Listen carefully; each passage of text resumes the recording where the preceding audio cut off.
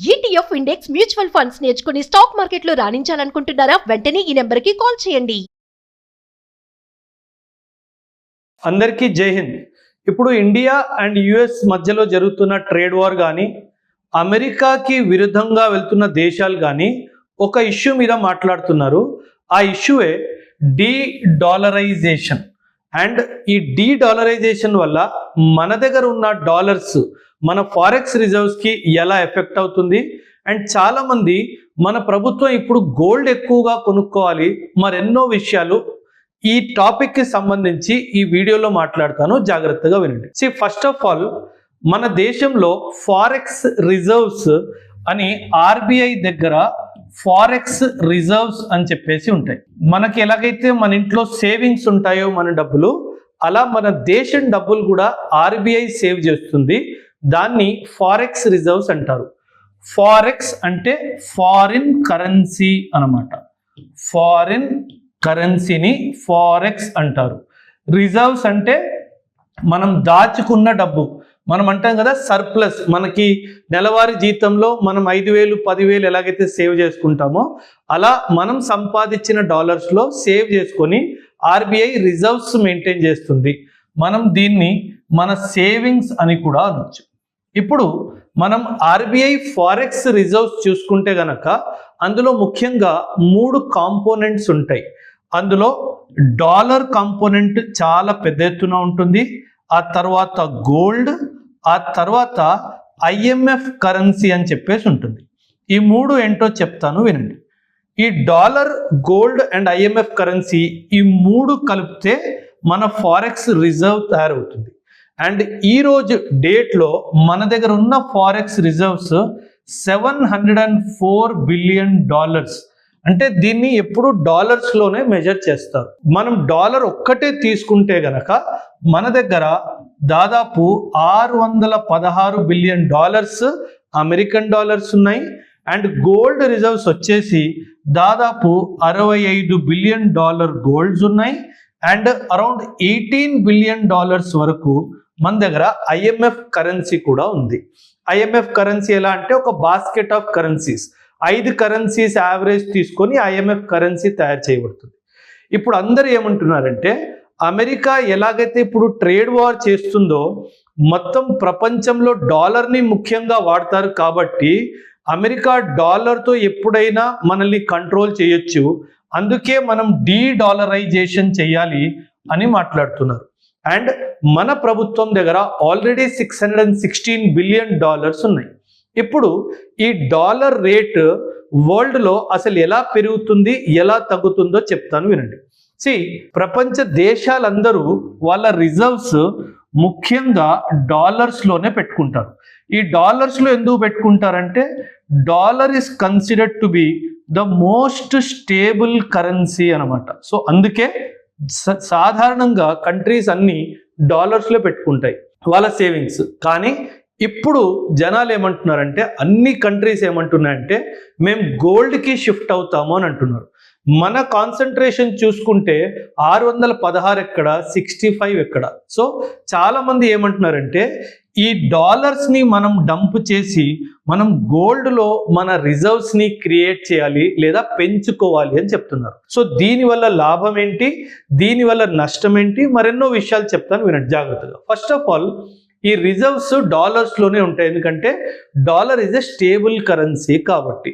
So మార్కెట్లో ఎలా అవుతుందంటే, there is something known as demand, supply and price. ఇలా 3 ఉంటాయి. మనకి ఏ ప్రోడక్ట్ అయినా సరే మార్కెట్లో దానికి సప్లై ఎక్కువ ఉంది, డిమాండ్ ఎక్కువ ఉంది అంటే దాని ప్రైస్ కూడా ఎక్కువైనా ఉంటుంది, స్టేబుల్ అయినా ఉంటుంది. అదేవిధంగా సప్లై ఎక్కువ ఉండి డిమాండ్ తక్కువ ఉంటే దాని ధర పడిపోతుంది. బట్ అదేవిధంగా సప్లై తక్కువ ఉండి డిమాండ్ ఎక్కువ ఉంటే ఖచ్చితంగా దాని ప్రైస్ పెరిగిపోతుంది. ఎప్పుడైనా సరే డాలర్ ఈ పొజిషన్లో ఉంటుంది. ఎందుకు ఇలా ఉంటుందంటే, డాలర్ సప్లైని అమెరికా కంట్రోల్ చేస్తుంది. ఆ డాలర్ సప్లైని కంట్రోల్ చేస్తుంది. దాని స్టెబిలిటీ వల్ల, దాని డిమాండ్ ఎక్కువడం వల్ల దాని ప్రైస్ ఎప్పుడూ పెరుగుతూనే ఉంటుంది. అందుకే మనం గమనిస్తున్నాము, ఈరోజు $1 దాదాపు 87 రూపాయలు దాకా వెళ్ళిపోయింది. సో మనం ఏమంటామంటే ఇలా ప్రైస్ పెరిగిపోతున్న కొద్దీ, ఫర్ ఎగ్జాంపుల్ నేను ఈరోజు ఆయిల్ ఇంపోర్ట్ చేసుకుంటున్నాను. అంటే ఇప్పుడు నేను ఆయిల్ ఇంపోర్ట్ చేసుకోవాలి, $1 నేను ఇచ్చి ఆయిల్ తెచ్చుకోవాలి అంటే నేను 87 రూపాయలు ఇవ్వాలి. సో ఇప్పుడు నా ఉద్దేశం ఏంటంటే, మన ప్రభుత్వం కానీ వేరే ప్రభుత్వాలు కానీ వాళ్ళ ఉద్దేశం ఏంటంటే దీనిని తగ్గించాలి. ఈ ఎక్స్చేంజ్ రేట్ అంటారు దీన్ని, ఈ ఎక్స్చేంజ్ రేట్ని తగ్గించాలి. సో ఈ ఎక్స్చేంజ్ రేట్ని తగ్గించాలి అంటే మనం ఒక పని చేయాలి. ఎలాగైతే సప్లై తగ్గించడం వల్ల డిమాండ్ పెరుగుతడం కానీ డిమాండ్ కాన్స్టెంట్గా ఉండడం వల్ల ప్రైస్ పెరుగుతుందో, మనం ఈ సప్లైని ఇంక్రీజ్ చేయాలి. ఈ సప్లైని ఇంక్రీజ్ చేయాలి అంటే మనం ఏం చేయాలి, మన దగ్గర ఉన్న డాలర్ని తీసుకెళ్ళి ఇంటర్నేషనల్ మార్కెట్లో సప్లై విధంగా డంప్ చేయాలి. అప్పుడు ఏమవుతుంది, డాలర్ సప్లై పెరిగిపోతుంది, డిమాండ్ కాన్స్టెంట్గా ఉంది అనుకోండి, ఆటోమేటిక్ డాలర్ ధర పడిపోతుంది. ఈ డాలర్ ఎక్స్చేంజ్ రేట్ పడిపోయింది అనుకోండి, ఇది మేబీ $1 = 70 రూపీస్ రావచ్చు, $1 = 75 రూపీస్ కూడా రావచ్చు. ఇలా కంపారిజన్లో ఎక్స్చేంజ్ రేట్ పడిపోతే మనం $1కి తక్కువ డబ్బులు ఇచ్చి మన ఇంపోర్ట్ బిల్ కాస్ట్ కూడా పడిపోతుంది. అండ్ మనం ఎందుకు చేయాలి ఇదంటే 2 కారణాలు. ఎందుకంటే మనం ఇంపోర్ట్ ఎకానమీ, మనం ఎక్కువ శాతం ఇంపోర్ట్ చేసుకుంటాం కాబట్టి మనకి ఇది తక్కువ ఉంటే మనకు మంచిది అన్నట్టుగా చాలా మంది అంటున్నారు. రెండో విషయం ఏంటంటే, కానీ ఒకవేళ మన ఎకానమీ ఎక్స్పోర్ట్ లెడ్ ఎకానమీ అనుకోండి, కాకపోతే మన ఎకానమీ ఎక్స్పోర్ట్ లెడ్ అంటే అప్పుడు $1 = 87 అని మాట్లాడుకున్నాం కదా, $1 = 70 రూపీస్ అయ్యింది అనుకోండి, అప్పుడు ఏమవుతుందంటే మన ఎక్స్పోర్ట్స్ కూడా నెగటివ్ ఎఫెక్ట్ అవుతాయి. ఎక్స్పోర్ట్స్ కూడా నెగటివ్ ఎఫెక్ట్ అవుతాయి. అందుకే మన ప్రభుత్వం ముందుగానే ఏం చేసిందంటే, నేను ఇప్పుడు చాలా ఎక్స్పోర్ట్స్లో నేను అసలు ఈ ఎక్స్చేంజ్ రేట్ గొడవ లేకుండా నేను రూపీలోనే ట్రేడ్ చేస్తాను అని చెప్పేసింది. ఈ రూపీలోనే ట్రేడ్ చేయడం వల్ల ఏమవుతుందంటే, మనకి డాలర్కి రూపాయికి ఎక్స్చేంజ్ రేట్ తగ్గిపోయినా మనకి నెగటివ్ ఎఫెక్ట్ ఉండదు. అండ్ మనం ఇలా డబ్బులు, ఈ డాలర్స్ మన రిజర్వ్స్ నుంచి తీసేసి మనం బంగారం పెంచాలి.